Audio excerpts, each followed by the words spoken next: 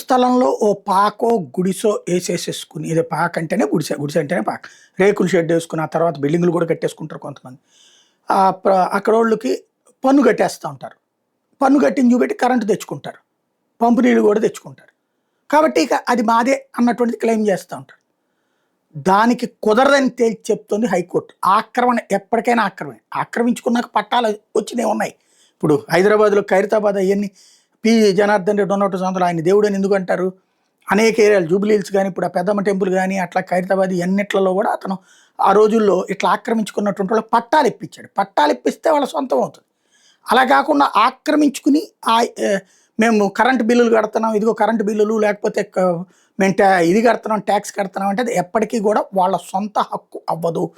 వాళ్ళకి రేపు పొద్దున ఆక్రమించుకుని ఉండనిచ్చినందుకు ఆ పన్ను కడుతున్నారు. తీసేయాలనుకున్నప్పుడు ప్రభుత్వం తీసేస్తే పరిహారం వాళ్ళకి ఇవ్వక్కర్లేదు. ఇది ఆంధ్రప్రదేశ్ హైకోర్టు తాజాగా తేల్చెప్పింది. ప్రభుత్వ భూమిలో ఎన్నేళ్ళు ఉన్నా సరే అంతే అని చెప్పింది. విజయవాడలోని గుణదలకు చెందినటువంటి వెంకటాద్రి మరికొందరు 2020-22 మధ్యకాలంలో హైకోర్టులో వ్యాజ్యాలు వేశారు. ఏంటయ్యా అంటే ఏదైతే రైల్వే ఓవర్ బ్రిడ్జ్ కోసం అని చెప్పి విజయవాడలో రైల్వే ఓవర్ బ్రిడ్జ్ నిర్మాణం కోసం తమ భూములు తీసుకున్నది పరిహారం చెల్లించాలి ఆదేశాలు ఇవ్వాలంటూ పలువురు దాఖలు చేసిన పిటిషన్లు కొట్టేసింది. కోర్టు దగ్గర వ్యాజ్యాలను కూడా తోసిపుచ్చింది. హైకోర్టు న్యాయమూర్తి జస్టిస్ ఎన్ హరినాథ్ ఈ మేరకు ఉత్తర్వులు ఇచ్చారు.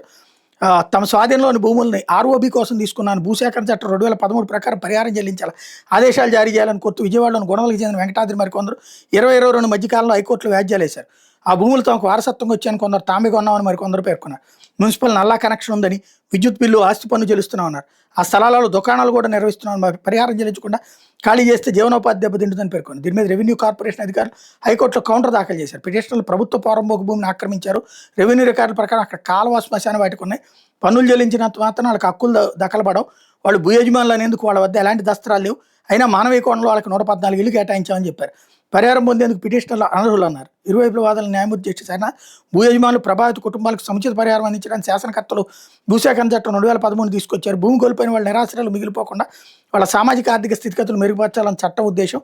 ఈ కేసులో ఆక్రమణదారులు పరిహారానికి అనర్హులు, చట్టబద్ధ యజమానులు మాత్రమే ఆ చట్ట ప్రయోజనాలకు అర్హులు. ఈ అంశాల దృష్ట్యా కోర్టు తెక్కని కేసుతో పాటు వ్యాజ్యాలను కొట్టేస్తున్నామని ప్రకటించారు. ఈ 20, 23, 22లో అంటే జగన్ వచ్చిన తర్వాతనే అక్కడ రైల్వే ఓవర్ బ్రిడ్జ్ ఏది గుణదల్లో అట్టించి ఇటుకి ఇంకొక బ్రిడ్జి కట్టాలి. రామవరప్పాడు నుంచి వచ్చేటప్పుడు ఆ రైలు పట్టాల మీద నుంచి రావాల్సి వస్తుంది గుణదలకి.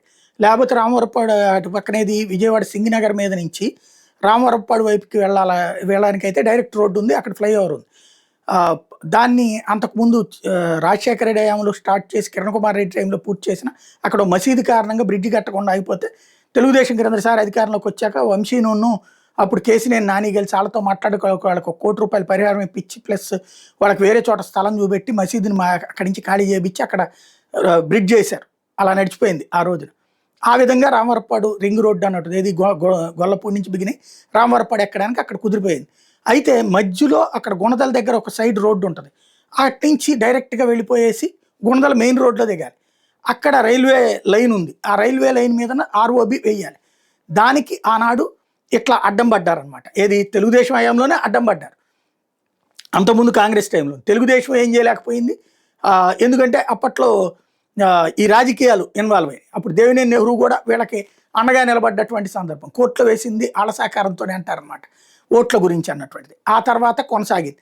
జగన్ టైంలో కోర్టులో వేయించినట్టున్నారు, ఇప్పుడు అది కాస్త కొట్టేశారనమాట.